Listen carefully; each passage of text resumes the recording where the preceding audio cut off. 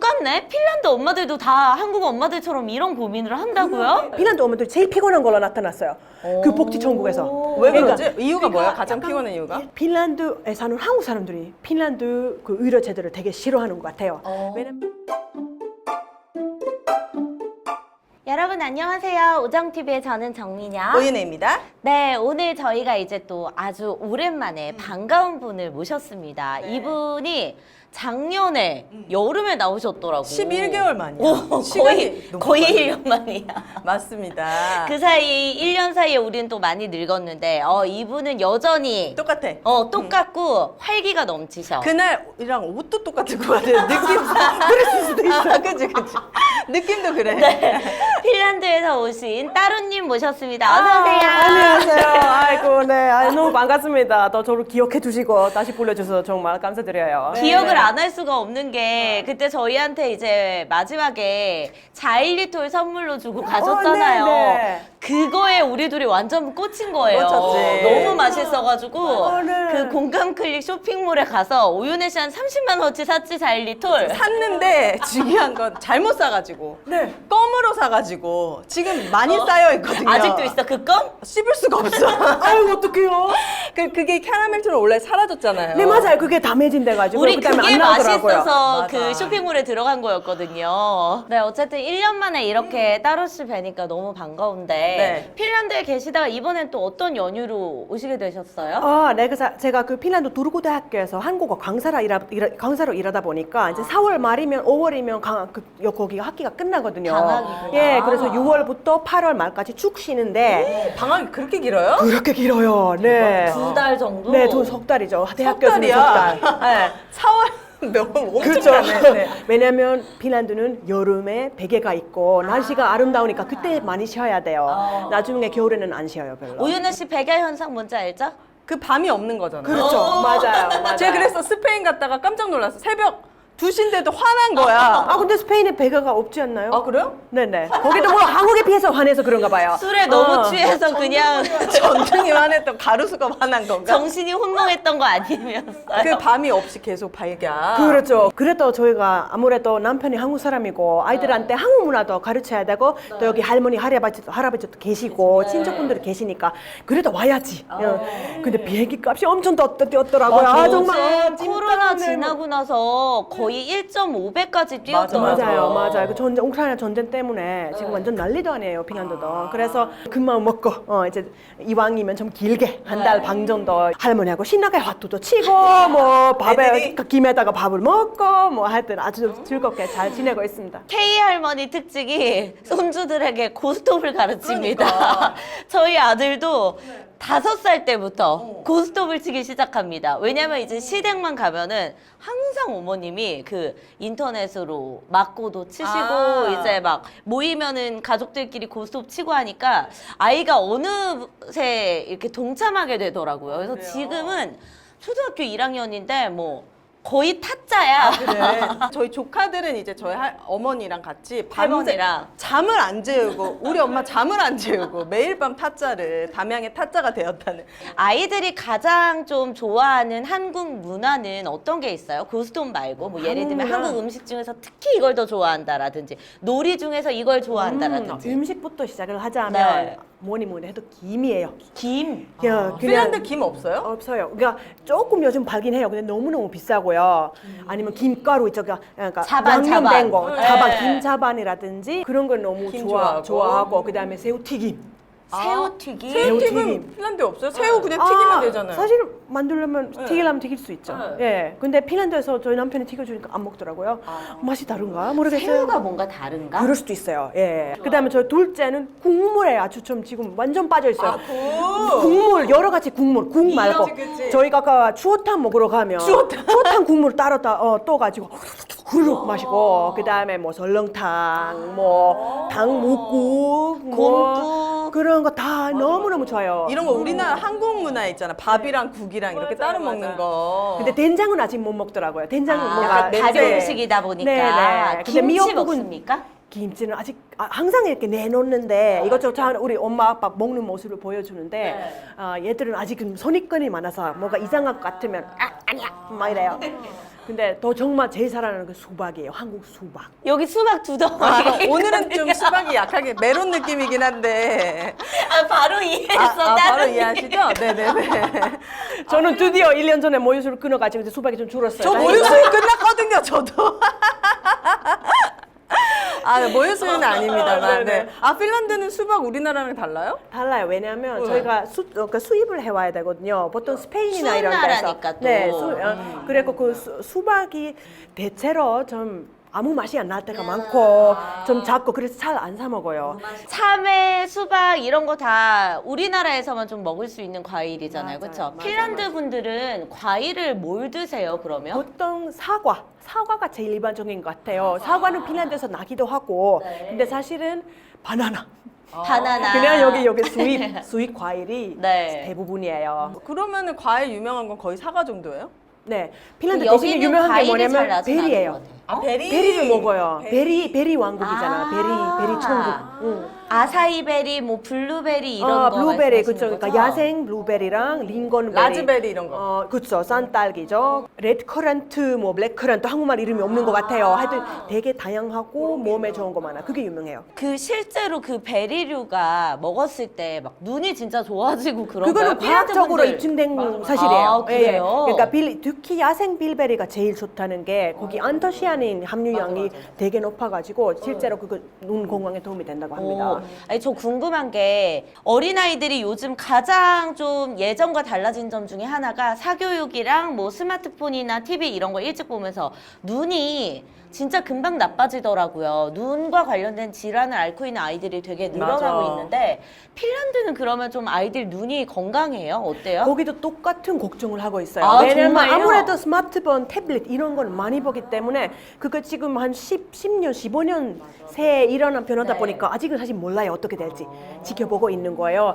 그래서 저도 아이를 키울 때 이제 하루에 한 번 보여줘요. 자기들 보고 싶은 뭐 동영상 어떤 그 타이머를 해놔가지고 몇 분. 대신에 제가 볼 때 핀란드에서 걱정을 조금 덜 할 수 있는 이유가 하나가 있는데 저희 유치원이나 어린이집 생각을 해보면 보통 하루에 2번 무조건 나가요 밖에. 비가 오든 눈이 야외 오든 그래서 활동. 야외 활동을 많이 해요. 그게 너무 좋다. 서너 시간 정도 야외에서 활동하고 그냥 자유롭게 여기저기 보고 제가 싱가포르 갔을 때 거기는 모든 게 핸드폰으로 다 되거든? 너무 편하긴 한데 이게 되게 빨리 아이들에게 이제 핸드폰을 접하게 돼서 그런지 몰라도 유모차에 있는 애들조차도 이렇게 패드로 뭘 보여주는 부모가 진짜 많은 거야. 식당도 마찬가지고. 맞아. 그래서 이게 너무 활성화돼도 안 좋은 점도 있겠다. 편리할 수는 있겠지만. 그거는 제가 볼 때 100% 아이에 따라 다른 것 같아요. 그리고 부모에 따라 다른 것 같아요. 저희 딸들은 안 봐요. 그러니까 식당에서. 근데 얘들 성격 덕분이라고 생각해요. 좀 순하구나. 대충 순한 편이에요. 말도 좀 잘 듣는 편이고 네. 둘이서 너무 잘 놀아서 또 그냥 뭐 둘이니까. 인형이 2개 있으면 잘 놀아요. 근데 또 안 그런 아이들이 있잖아요. 맞아요. 저것도 제 뭐 아들 맘들 얘기 들으면 네, 다른 저희 아들. 네. 일단 식탁 가면 틀어놓습니다. 그러면 이제 다른 분들한테 방해가 되니까 어쩔 수 없이 맞아요. 빨리 보여줘 하면 또 귀신같이 조용해져. 맞아. 맞아. 그래서 그런 부모도 핀란드에 있어요. 저 아. 100% 이해해요.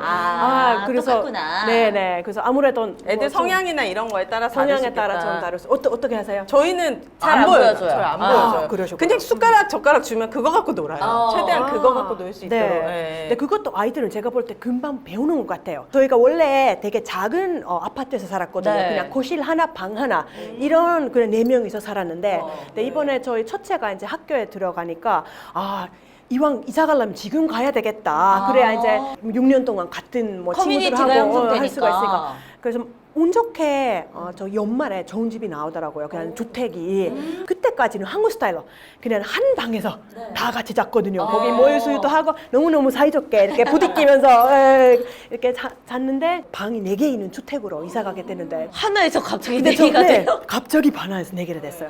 근데 저 이제 엄마로 주는 거 없어. 아이고, 근데 제가 옆에 없으면 못 잘 텐데. 그 남편이 괜찮을까? 아니야, 괜찮을 거야. 그래. 진짜 이틀 만에 완벽하게 적응했어요. 오. 그래서 제가 볼 때 가끔 부모의 생각이 문제인 거 맞아. 아닌가. 조금만 저희가 잠깐만 참으면 뭐 스마트폰을 조금 덜 보게 한다든가 맞아요. 뭐 따로 자는 거 하게 한다든가 조금만 참으면 가능할 될 수 수도 있다. 있는데. 근데 그래도 개인 차이를 존중해야 된다고 생각해요.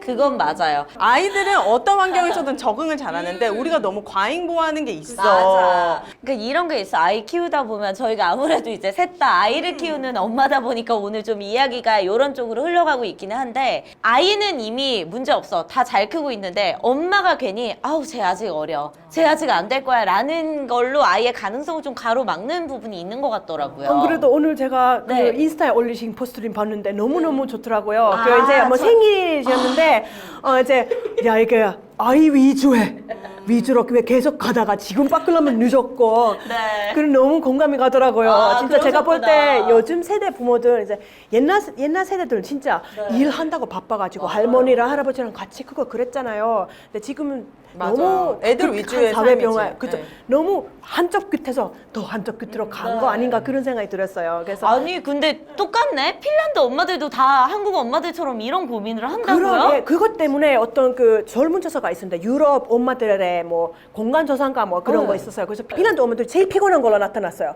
그 복지 천국에서. 왜 그러지? 이유가 뭐야? 가장 약간 피곤한 이유가? 일단은 제가 볼 때 똑같구나. 일단은 너무 좀 신기하네.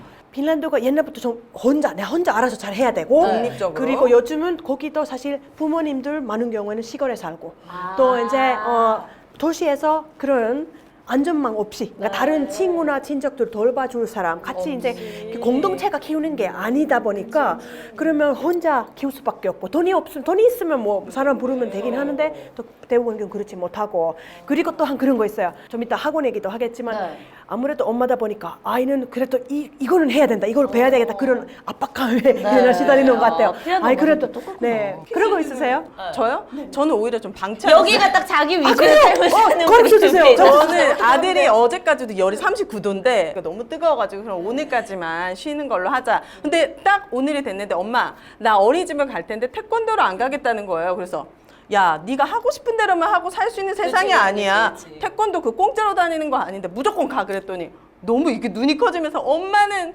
엄마밖에 모르고 아들이 이렇게 아프대 막 이렇게 막 39도. 드라마 너무 많이 봤는 거야. 엄마 그렇게 얘기하는데 전혀 동정심이 안 들더라고.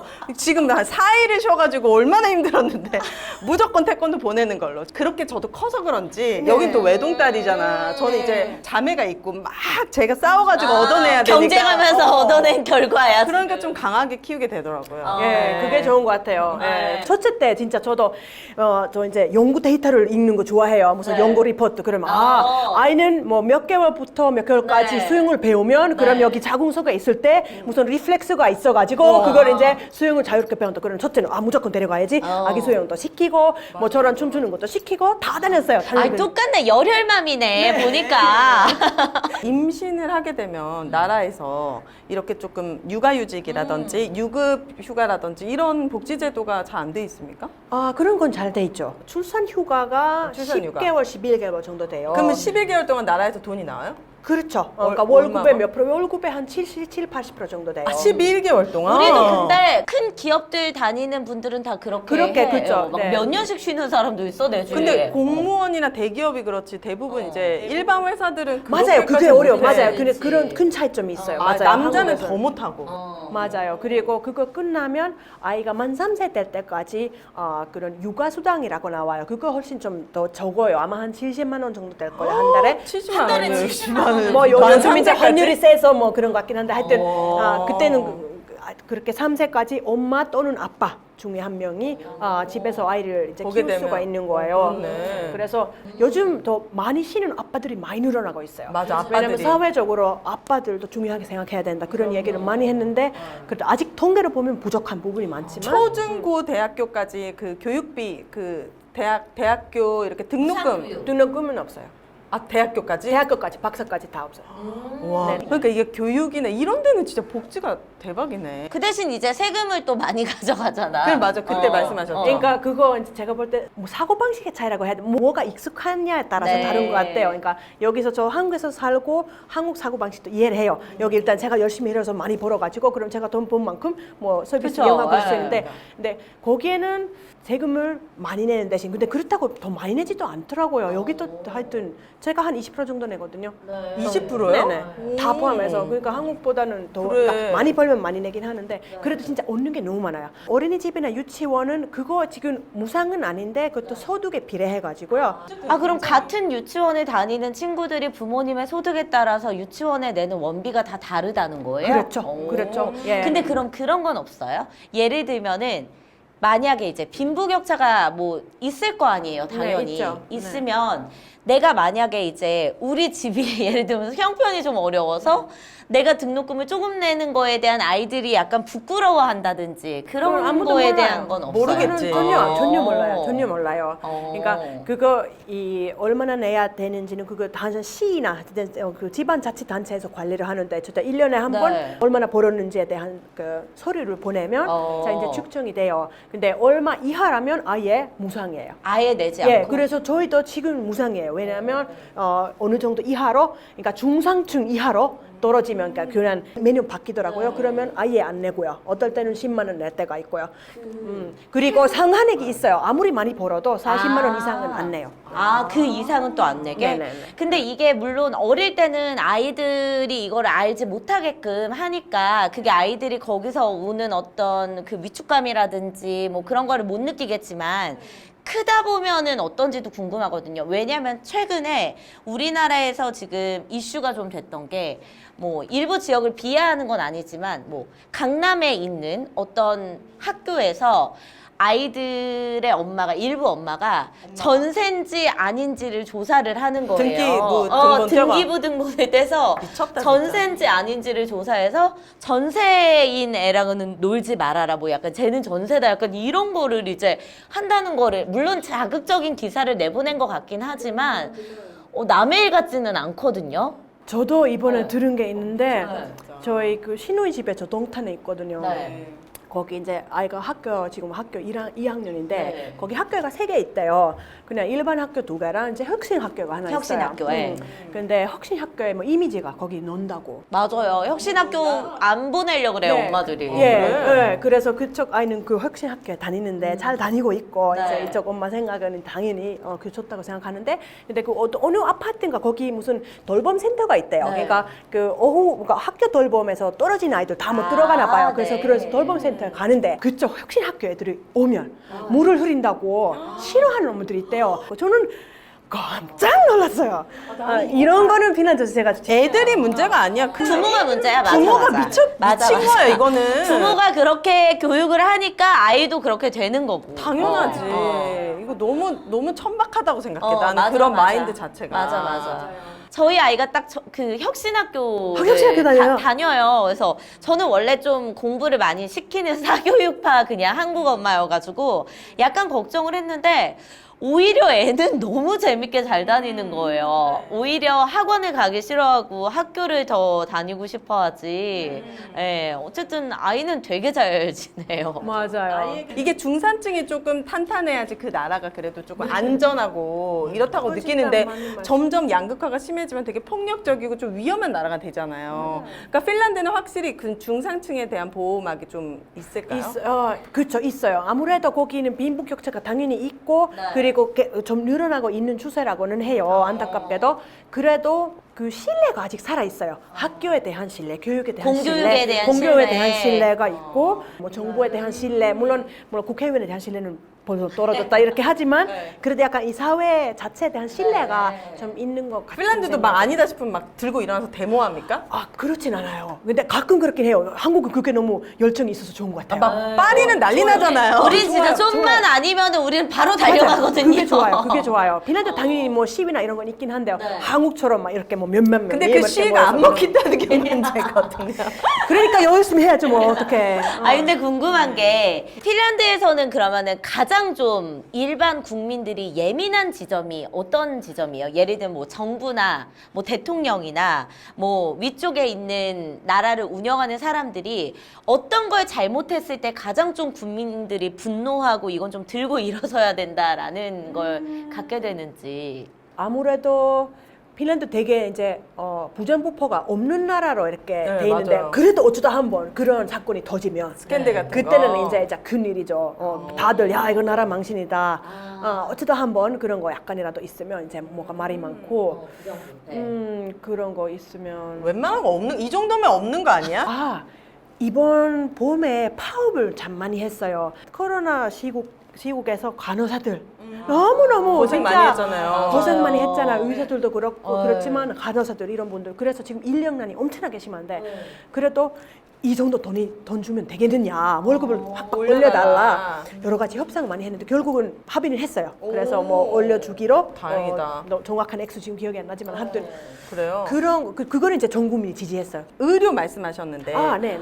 최근에 제가 또 SNS에 올렸던 네. 공공의료가 지금 우리나라에서는 저도 이런 데이터를 처음 봤거든요. 아이를 키우니까 어쩔 수 없이 능동적으로 바뀌는데 OECD에 비해서는 거의 4분의 1 수준이었고 진짜 이런 북유럽에 비해서는 10분의 1 수준이야. 우리나라가 공공의료가 엄청 적더라고요. 네 맞아요. 소아과가 지금 아예 그냥 거의 전멸 상태거든요. 이게 진짜 문제더라고요. 그러면 어떻게 하세요? 아이들이 아플 때. 그래서 아침에 줄 서요. 번호표 뽑고. 얼마 전에도 그래요? 아침 7시에 가서 저희 남편 줄 서고. 얼마 동안 기다려야 했어요? 그 기본 한두 시간씩은 요즘 기다리더라고요. 그러니까 진료를 받을 수 있는 줄을 서면 그 시간에 가는 거예요. 그게 가서 애기들이 줄을 서는 게 아니라. 그러니까 그날 진료를 할 수 있으면 다행인 거지. 그러면 전화해서 미리 지금 그런 거안 이렇게 돼요. 안 돼요. 그 무조건 가야 돼요. 똑딱이라고 앱이 있는데 또 이제 뭐 그 병원에서 그 앱에 이제 가입을 안 돼 하면은 있으면, 그걸 통해서 이제 하면 되는데 아니 그래도 뭐 다행이라고 얘기하는 표현은 좀 그렇지만 소아과라는 데는 이렇게 급하게 엄청 아프지 않을 때 그냥 뭐 감기 걸리고 요럴 때 가면 그나마 다행이지 진짜 위급한 아이들 있잖아요. 이게 문제거든요. 그 아이들은 목숨이 왔다 갔다 하는 상황이기 때문에. 네. 소아과 어때요? 핀란드는? 거기는 소아과 따로 없어요. 개인 병원 이런 게 없기 때문에 거기는 이제 다 공공의료예요? 공공의료 95.5%인 것 같아요. 제가 사실 그 유나님 포스팅에서 봤어요. 그 95.5%가 그러면은 우리가 지금 생각하는 무슨 뭐 서울대학교 병원, 연세대학교 병원, 뭐 아산병원 이런 데처럼 큰 병원으로만 운영되는 거예요. 그러니까 어떻게 때는 그렇죠. 일단은 대학 병원들이 있어요. 네. 뭐 서울대학교 병원 그거 다 공공의료예요. 그래서 그런 큰 대학 병원이 5개 있고요. 네. 그다음에 뭐 여기 그런 의료원처럼 어떤 지역에 제일 큰 그런 병원 또 이제 몇 개인가 하여튼 좀 있어요. 그게 돼요. 그래서 나라 여기저기 이렇게 있어요. 사실 핀란드에 사는 한국 사람들이 핀란드 그 의료 제도를 되게 싫어하는 것 같아요. 왜냐면 한국이도 저도 이제 이해가 되는 게 뭐냐면 제가 조금만 아프면 그냥 동네 내과 가가지고 이거 좀 봐주세요. 그럼 약 받고 낫잖아요. 멀죠? 네, 먼 건 아니에요. 그러니까 그냥 도시에 살면 먼 게 아닌데 일단 의료 문화의 차이부터 먼저 말씀드릴까요? 예를 들어 여러분 아이들이 어느 정도 아플 때 소아과 가세요? 그 기준이 어때요? 기준이 어때요? 저는 궁금해요. 좀만 아프면 바로 갑니다. 이게 그래. 근데 사람마다 차이가 있는데 왜 그러냐면 결국 아이들은 뭐 코가 나기 시작한다 하면은 여기서 뭐 2, 3일 정도 내가 케어를 잘해주면은 저절로 낫지 않고 어쨌든 기침까지 가야지 끝나더라고요. 저희 아이는. 그러니까 일주일은 아픈 거예요. 그러니까 저는 초반에 가서 약을 먹여서 그게 기침까지 가지 않게끔 좀 막으려고 노력을 합니다. 저는 네. 콧물 이런 건 절대 안 가고 기침 이런 것도 안 갑니다. 저는 열이 제일 무서워서 열이 40도가 되면 그때는 바로 가는데 콧물 기침은 웬만하면 한 3일 동안 배도라지 같은 거 좀 먹이면서 그렇군요. 좀 보육해요. 저희는 예를 들어 우리 아이가 갑자기 열이 나거나 네. 그러면 아무래도 병원 가야 될 것 같다 싶으면 먼저 전화를 해야 돼요. 일단 제가 당연히 검색하고 전화를 그 병원에? 병원에 만약에 밤이면 제가 사는 그 도르쿠시에는 그 다행히도 대학병원이 있어요. 거기 어린 그러니까 소아들 위한 그 응급실이 따로 있어요. 24시간. 예. 그래서 거기 먼저 전화해야 돼요. 그다음에 설명하고 증상이 어떻고 언제부터 그러면 자기들을 조언해줘요. 이 정도면 오케이 바로 와라. 아니면 이 정도면 집에서 뭐 헤어 지켜봐라. 잘못했습니까? 뭐 어떻게 있습니까? 그럼 물어보고 그럼 이 정도면 조금 더 지켜봐야 될 것 같다. 이렇게 조언을 해주고. 비대면 진료가 가능하네 어느 정도 그러니까 상태를 진료, 얘기할 그리고 수 있는. 예, 그거 의사도 아니고 그냥 간호사예요. 일단은 그런 약간 상황 파악을 하는 거예요. 그리고 핀란드에서 당연히 열이 뭐 40도 이상이 나오면 그때는 이제 위험할 수가 있으니까 그쵸. 당연히 가야 돼요. 하지만 그냥 일반 감기 기침 이런 거는 좀 예민하지 않는 것 같아요. 아, 병원을 굳이 가지 않는 그렇죠. 그러니까 어느 정도 그쪽에서 아 그래요 뭐 며칠 이상 저도 이제 애들 조금 컸으니까 네. 며칠인지 기억이 안 나요 더 이상 근데 하여튼 검색하면 나와요. 뭐 며칠 5일 이상 지속되면 그때 다시 연락 주세요. 네. 이렇게 그러면 저희 애들은 다 낫더라고요. 보통 물론 다행인 게 저희 애들 크게 안 아파서 더 네. 다른 경험이 있을 수가 있는 거죠. 그래도 한 번 이제 우리 아이가 자기 전에 뭐 이렇게 굴러가지고 머리를 여기다 찍었어요. 그래서 이제 피가 났어요. 그러니까 뭐 심한 건 아닌데 그때 제가 전화했어요. 그래서 아 그래 뭐 이렇게 위험한 건 아니지만 그래도 이게 좀 꼬매는 게 좋을 것 같으니까 비가 많이 할까 지금 그냥 뭐 오세요라고 하고 그냥 진짜 1시간 만에 다 됐어요. 그러면 가자마자 진료가 가능합니까? 네, 그때는 그렇게 오라고 할 때는 되게 좋았어요. 제가 아프면 더 다른 얘기예요. 내가 아프면? 네네. 내가 그러니까 아프면? 아무래도 제가 뭐 감기 걸리면 뭐 연락할 생각도 안 하고요. 정말 크게 아프면 정말 빨리 도움을 받을 수 있어요. 근데 조금만 아프면 예를 들어 아 여기 지금 점 하나가 좀 이상한 것 같은데 좀 뺄까? 그러면 어려워요. 오래 기다려야 돼요. 그래서 그런 접근성이 좀 약해요. 그래서 편하게 갈 수 없는 거예요. 내가 조금 아픈데 이거 빨리 낫고 싶어서 우리는 가서 닌겔 맞고 주사 그럴 맞고 때는 하잖아. 없어요. 예. 근데 그거 안 받아주는구나. 그렇죠. 그리고 물론 저기는 일단은 약 먹는 게 자체가 안 좋다고 생각해요. 그러니까 지나친 약 복용은 굳이 필요 없는 약 복용은 필요 없다고 생각을 해요. 거기서는. 나 같은 사람은 핀란드 뭐 절대 가면 안 사시겠어요? 되겠네. 안 돼요, 난 안 좀만 아프면 저는 그냥 약간 기미만 올라도 바로 먹거든요. 네, 약을 막 아니, 때려 먹거든요. 예. 아 거기서는- 그러면 약국에서 파는 약들은 내가 사서 먹을 수 있는 거죠? 당연히 그 해열제 이런 건 다 있죠. 그러니까 일본적으로 그런 건 저희가 항상 이렇게 구비하고 있어요. 그런데 그래도 핀란드 사람들 사실 핀란드 의료 시스템에 대한 신뢰도가 떨어져 있어요. 떨어져 있다고요? 예, 지금 떨어져 있는 상황이에요. 왜냐하면 시스템이 좀 이렇게 양극화되어 있는 게 뭐냐면 제가 직장이 있으면 핀란드 모든 고용주들은 그 사립병원하고 계약해서 아니면 보건소하고 계약해서 그 의료 서비스를 제공해 줘야 돼요. 그러니까 물론 무슨 아주 전문의까지는 아니지만 뭐 감기 걸리거나 그럴 때는 거기 갈 수 있어야 돼요. 그래서 그런 직장을 다니는 사람들은 문제 없어요. 그럼 저 같은 거 저도 대학교 다니니까 뭐가 갑자기 여기 부러졌잖아요. 그럼 바로 가서 할 수 있어요. 프리랜서라든지 그러면 보건소를 통해서 가야 되는데 줄도 길 수가 있고 정말 급하면 정말 잘해줘요. 근데 급하지 않으면 오래 기다려야 해요. 그런 것 때문에 요즘 핀란드 부모 절반 이상이 아이가 태어나기 전에 건강보험을 따로 들고 있어요. 건강보험. 그러니까 그게 보험이 뭐냐면 아이가 아플 때 빨리 그런 의원에 가가지고 그게 원래 비싸거든요. 한번 가면 20만 원, 30만 원 깨져요. 근데 그 보험이 있으면 조금만 자기 부담금 내고 편하게 갈 수가 있어요. 이게 약간 주위에 되게 필수겠네. 네. 그래서 저희는 그거 안 들었어요. 왜냐하면 저희는 하여튼 주위에 크게 아파 본 사람들 다 치료를 너무 잘 받았기 때문에 좀 믿음이 있어요. 그러면 네, 저는 괜찮아요. 갈 수 있는 병원이 공공병원이 아니고 그러니까 공공병원에는 가고 싶어서 가는 게 아니에요. 그러니까 우리나라 대학병원 같은 느낌인 거야. 민간 의료를 말하는 거죠? 그렇죠. 민간 의료를 얘기하는 거야. 민간 의료로 이제 가는 거예요. 그러니까 그 5.5% 정도 되는 그 민간 의료를 얘기는 하는 거야. 거기를 갈 수 있는 자격이 생긴다. 그렇죠. 그런데 재밌는 게 제가 그 만족도조사 핀란드 의료 시스템, 뭐 민간 의료, 뭐 공공 의료 포함 만족도사 보니까 보험을 든 아이들의 부모님들이 더 만족도가 더 높은 건 아니라는 거죠. 똑같다는 걸로. 그래서 저는 개인적인 생각이에요. 아이라면 아직 공공의료 믿어도 된다. 괜찮은데 어른이면 저도 사실 건강보험 좀 들고 싶은 생각이 들어요. 그러니까 약간 그런 거 지금 좀 이렇게 많이 지난 20년 그 의료 민영화라든지 민간적이 많이 넓어졌어요. 이거는 되게 행복한 고민이라고 생각하는 게 우리는 돈이 많든 적든 소아과 자체가 사라지면 아이를 병원에 데려갈 수가 없는 상황이야. 더 좋은 병원, 안 좋은 병원을 선택 자체를 할 수가 없는 거야. 근데 이게 공공의료 95%이기 때문에 나라에서 이제 의사들한테 돈을 주는 거잖아요. 그러니까 내가 무슨 과를 선택하든지 간에 내 연봉은 어느 정도 정해져 있기 똑같은 때문에 거지. 내가 아이를 좋아하거나 내가 성형을 좋아하거나 피부과를 좋아하는 선택의 폭이 넓을 수가 있는데 그래서 찾아보니까 소아과 경쟁률이 되게 소아과 전문의로 가는 거 그 되게 높아요? 들어가기 너무 힘들대요. 소아과 산부인과도 인기가 많고. 아 진짜요? 예. 우리나라랑은 정반대네. 그다음에 그 외과 전문의 그쪽도 인기가 되게 많고 들어가기 힘든데 대신에 인기 없는 과들은 제가 오늘 막 찾아보니까 뭐예요? 정신의학 그러니까 정신의학과? 정신의학과 그리고 핀란드는 우울증이 없나? 아니야 그때 우울증 있다 그랬어. 근데 심리학은 반대로 그 있잖아요 완전 다르잖아요. 심리학은 너무너무 인기가 많아요. 아, 심리학 근데 인기가 정신의학은 많고. 인기가 많고 없고 개인병 여기 막 자기 이름 걸고 의원들 많잖아요. 핀란드에서 정말 드물어요. 치과는 있어요. 근데 치과는 다른 있고. 거는 정말 드물어요. 근데 그런 문제는 있어요. 지역. 아, 그러니까 지역에 핀란드 따라서. 되게 넓잖아. 한국이 핀란드의 3분의 1이에요. 3배 더 넓은 그렇죠. 거잖아요. 근데 우리보다. 인구가 10%밖에 안 돼요. 그니까. 그래서 밀집도가 진짜 밀집도, 낮겠다. 그죠? 인구 밀집도가 문제가 되는 거예요. 네. 그래서 저희 아버지도 살아계셨을 때 이제 항암 치료 받으러 1시간 항상 가야 했어요. 아이고. 예, 그래서 그 지역에 따라 다르고 또한 이제 진짜 외진 지역에 의사들이 들어가서 안 일하고 싶어요. 이건 뭐 똑같지. 그래서 돈을 많이 줘도 안 가- 힘들고. 안 가요. 근데 핀란드 가장 기본 단계는 보건소예요. 보건소. 그러니까 먼저 아프면 보건소 연락해서 보건소 일반 의사라고 해야 될까요? 그냥 먼저 보는 의사 있죠. 보통 뭐 의대 광 나와가지고 젊은 의사들이 많아요.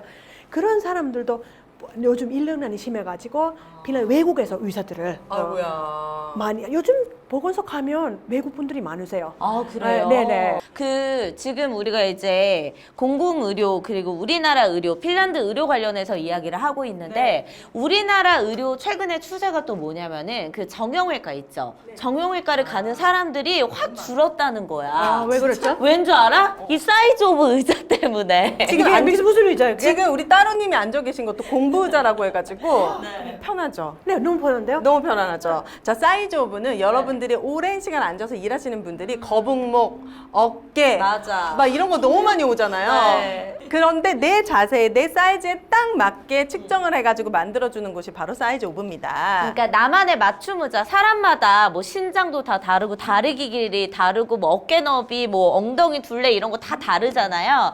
자신의 신체에 딱 맞는 의자를 만들 수가 있는 건데 가격이 그럼 너무 부담이지 않을까 또 걱정하시는 분들이 계실 거예요. 저희가 아주 입문 단계부터 고급 단계까지 여러 단계가 나뉘어져 있으니까 경제 상황에 맞춰서 여러분들이 구매하실 수 있는 의자입니다.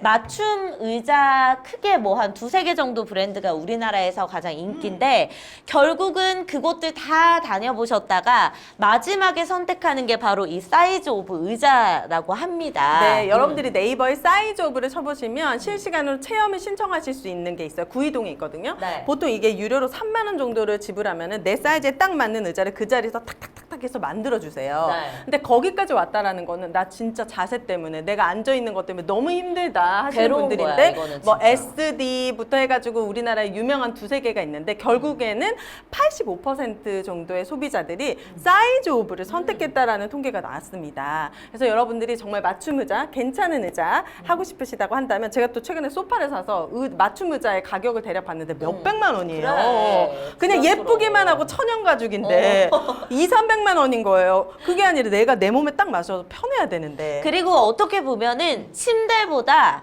오래 진짜 앉아있지. 더 오래 시간을 보내는 게 의자예요, 요즘. 맞습니다. 색깔도 다양하게 있으니까 여러분들 사이즈 오브 들어가셔가지고 오정TV 보고 상담 신청했어요 또는 오정TV 보고 구매했다고 꼭 남겨주시면 너무 감사하겠습니다. 좀 관심이 확 생겼어요. 제가 그쵸? 번역 작업도 하고 하니까 핀란드에 있는지 한번 확인해야 돼요. 이거 없으면 핀란드 저도 같은 없어요. 아이디어를 내서 거기서 제작해야 되겠어요. 이게 팔 길이까지 딱 맞춰줘가지고요. 이게 더 내려가거나 더 올라오거나 이런 게 없어요. 핀란드에서 제가 이제 그런 효자 의사라고 있어요. 효자 의사. 그 부모님과 좀 이렇게 일어나시기 어려우신 분들 있죠. 예, 그렇게 일어나는 거 도와주는 그런 맞춤 의사가 있어요. 효자 근데- 의사. 네.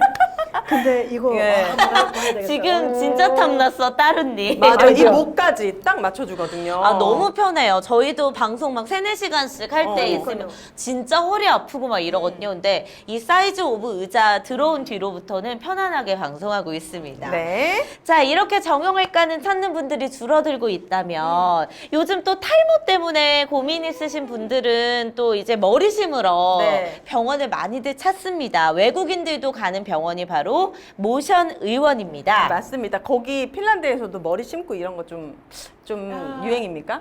잘 되어 있습니까? 안 돼. 탈모가 좀, 그러니까 거기는 대부분의 핀란드 사람은 탈모를 유발하는 유전자를 갖고 있기 때문에 아, 진짜요? 일단은 탈모가 생기면 그냥 확 밀어버려요. 그래서 있어요. 씹는 건 있어요. 저도 광고는 봤어요. 근데 그렇게 아주 여기만큼 민감한 것 같지는 않아요. 너도 벗겨졌고 너도 벗겨졌으니까 다 같이 나도 벗겨졌으니까. 벗겨지자 뭐 근데 어때? 대신에 여성 탈모 이런 거 생기더라고요. 저도 이제 요즘 많이 빠지더라고요. 그런 거 있지 않아요? 여기도? 저 당연하죠. 원형 탈모도 있었었고요. 저는 원래 약간 여기가 이제 좀 비어 있고. 패여 있어가지고 컴플렉스거든요. 여성, 네. 남성 할 거 없이 부분적으로 여기가 비절개거든요. 뒤쪽에 있는 데를 이렇게 비절개로 해가지고 심기 때문에 여러분들이 오늘 해서 내일 바로 출근이 가능할 정도로 회복이 네. 빠릅니다.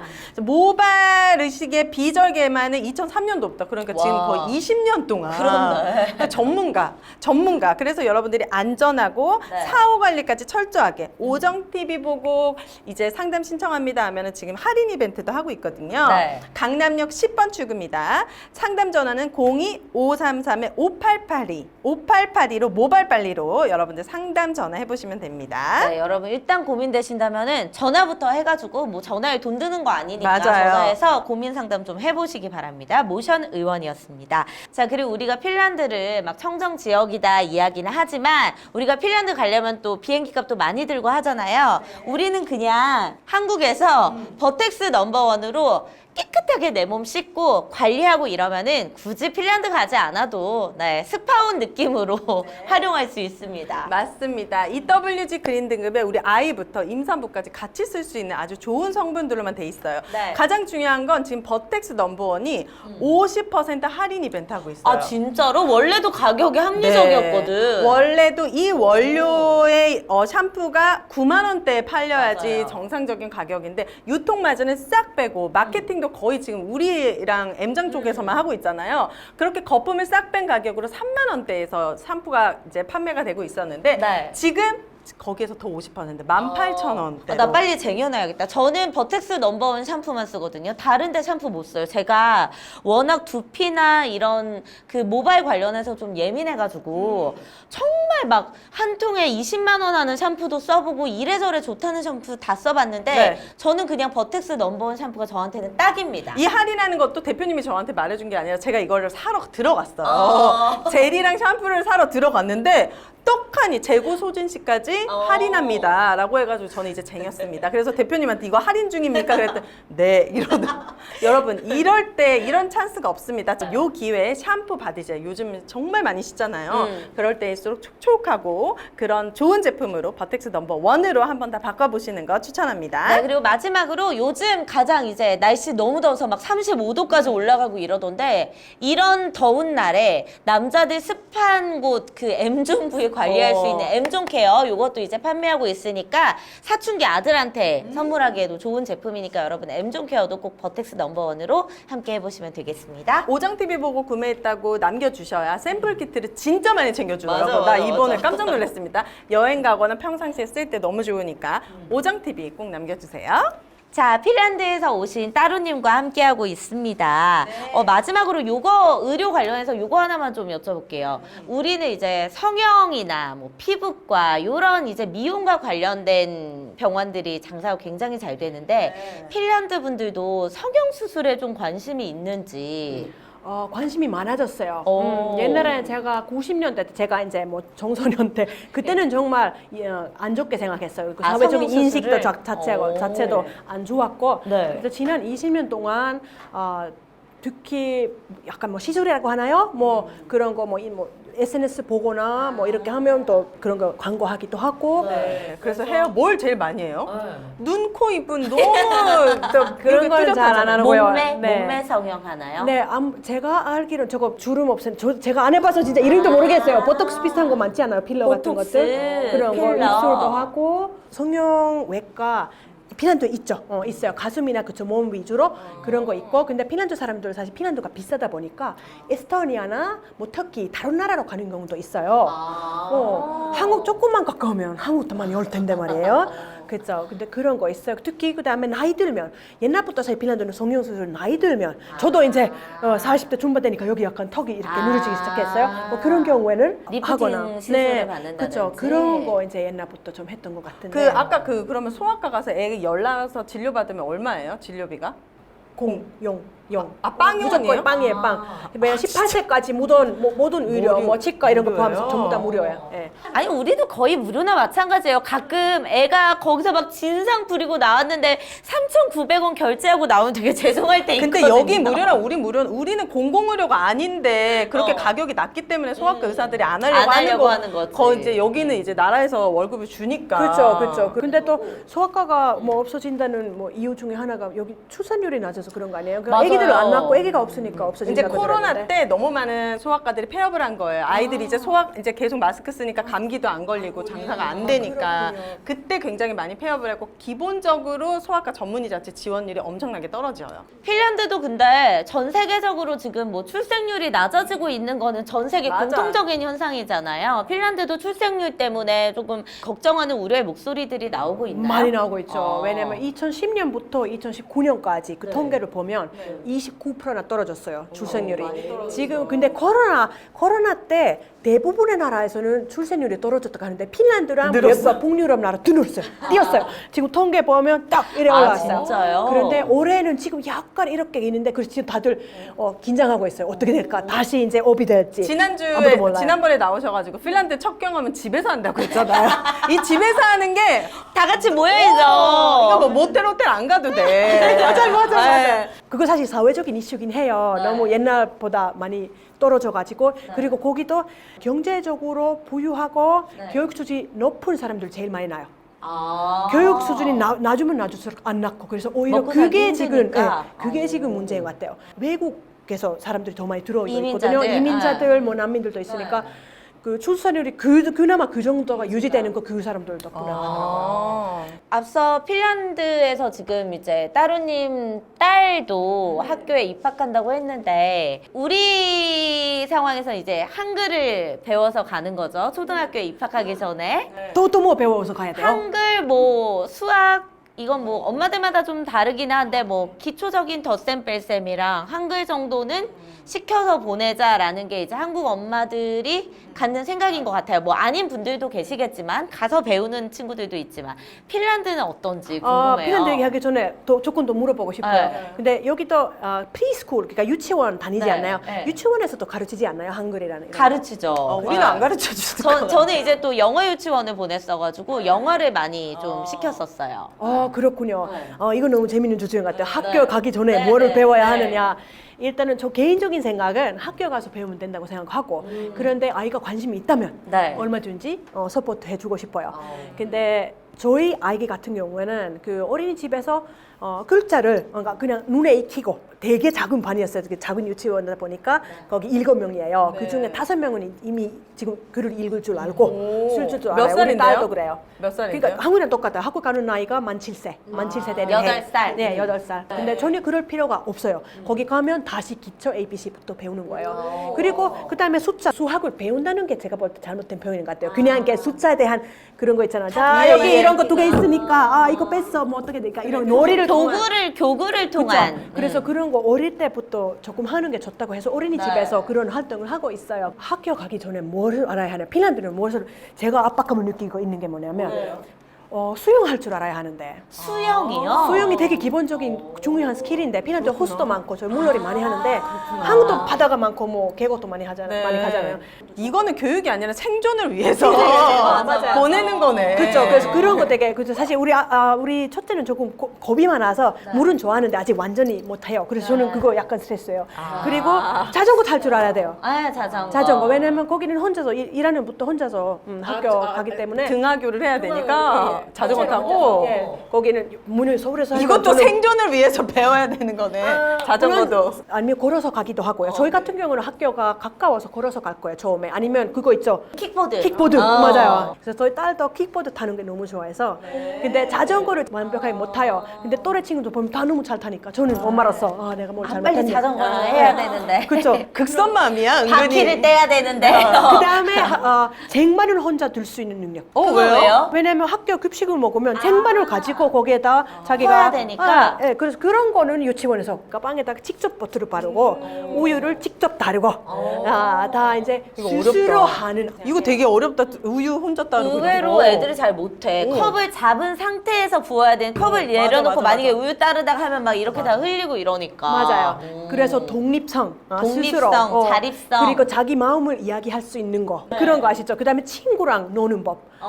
새 친구하고 어떻게 놀아야 하고 사귀고 또 이런 양보하고 거. 사귀하고 사회성. 그래서 사회성을 중요하게 생각해요. 이런 걸 해야 돼요. 우리 그 지금 대한민국에서 또 가장 이슈가 되는 게 학교 폭력, 왕따 이런 이야기가 이제 가장 지금 많이 검사의 아들 뭐 어떻게 됐다가 맞아요. 아이 진짜 나쁜 놈들 많아요. 이게 진짜 아. 이슈인데 핀란드도 왕따나 학교 폭력 문제가 있어요? 당연히 있죠. 없는 나라가 없어요. 뭐 설문조사 보면 뭐 아이들의 뭐 10명 중에 1명 정도는 그래도 따떨림 경험이 있다라고 얘기를 한대요. 그래서 있기는 있다고는 하더라고요. 한 반에 몇 명이에요? 지금 21명이요. 저희 완전 도시인 거죠, 거기가? 네, 저희는 네, 도시죠. 예. 그리고 아까 태권도 학원 우리 아이들도 태권도 배워요. 1년 됐어요. 저희 이제 아무래도 태권도 학원이 있어요? 학원이라고 해야 돼요. 거기는 그 개념이 조금 달라요. 여기 막 돈 많이 지불해서 그런 개인들이 운영하는 게 아니라 그런 단체 협회라고 보시면 돼요. 예, 그런 식으로 좀 저렴하게 최대한 어릴 때부터 운동 많이 시켜야 된다고 생각해가지고 저희도 그거에 신경을 쓰고 있어요. 줄넘기 많이 합니까? 우리 한국에서는 줄넘기 이거 다들 그거는 학원까지 다니면서 하거든요. 우리 아이들 너무 좋아하는데 학원은 없어요. 그런 학원은 없어요. 줄넘기 학원까지. 그렇죠. 근데 이제 우리나라는 아무래도 뭐 스카이를 가는 게 뭐 약간 성공이다 막 이런 엄마들도 있고, 근데 또 그렇게 키우고 싶지 않은 이제 많은 것 엄마들도 같아요. 있다 보니까 맞아. 이제 점점 다양한 선택들이 생겨나고 있는 것 같습니다. 네. 뭐 정답은 없는 것 같고 각자 그거에 니즈에 맞춰가지고 이제 하는데 나는 그래도 한국 엄마들 그런 거 좀 대단하다고 느낄 때 있어. 너무 열정적이야. 모든 육아 정보 막 다 알아가지고 어떻게 하면 아이를 잘 키울까. 왜냐면 요즘 거의 뭐 하나 아니면 둘이니까 다들 그렇게 열성맘들인 것 같습니다. 제가 사실 혼자였으면 한국에서 계속 살고 싶은 생각인데 아무래도 핀란드에서 키워야 될 것 같은 그런 이유 중에 하나가 바로 그 문화인 것 같아요. 신우이 가족만 봐도 옆에서 이제 왜 학원 안 보냈냐 맞아요. 이런 소리 많이 듣는데 그러니까 이런 식으로 압박감을 느낄 것 같아요. 그래서 저도 똑같이 될까 봐. 물론 한국에서 얼마든지 그렇게 키울 수 있다고 생각해요. 네, 맞아요. 부모만 강하면 맞아요. 자기 마음대로 할 수 있어요. 근데 저는 자신이 없어요. 언제 다시 돌아가세요 그러면은? 7월 중순 정도에 7월 돌아갔다가 중순. 또 이제 내년에 또 어떻게 돈을 많이 벌어서 비행기표 사고 와야죠. 얼마예요 비행기표? 한 300해요? 이번에는 우리 전부 다 오는데 한국 돈으로 500 정도. 네 식구? 완복. 네, 네 식구. 근데 또 지내는 데까지 해서 또 한 500은 깨지겠죠. 몇 시간 걸려요, 핀란드? 이번에는 그 우크라이나 전쟁 때문에 작년부터 해서 러시아를 항공으로 못 날아오기 때문에 이렇게 돌아서가 이번에는 12시간 정도. 애들이 잘 있었어요, 12시간. 너무너무 잘 있었어요. 그래 애들이 이렇게 생각보다 강하다고. 너무너무 잘했어요. 전혀 문제 없었어요. 우리가 힘든 거야, 12시간은. 우리가 12시간을 그 공간 안에서 걔네랑 있는 게 힘든 거지. 가시기 전에 혹시라도 또 기회가 된다면 저희가 네. 좋은 주제 있으면 한 번 더 모시도록 하겠습니다. 오늘 따루님 나와주셔서 다시 한번 감사드리고요. 네, 여러분 댓글로 궁금하신 점 많이 남겨주시고 또 오늘 따루님 오신 그 방송 기념해서 좋은 댓글도 많이 달아주시면 감사하겠습니다. 방송 여기서 마칠게요. 고맙습니다. 감사합니다.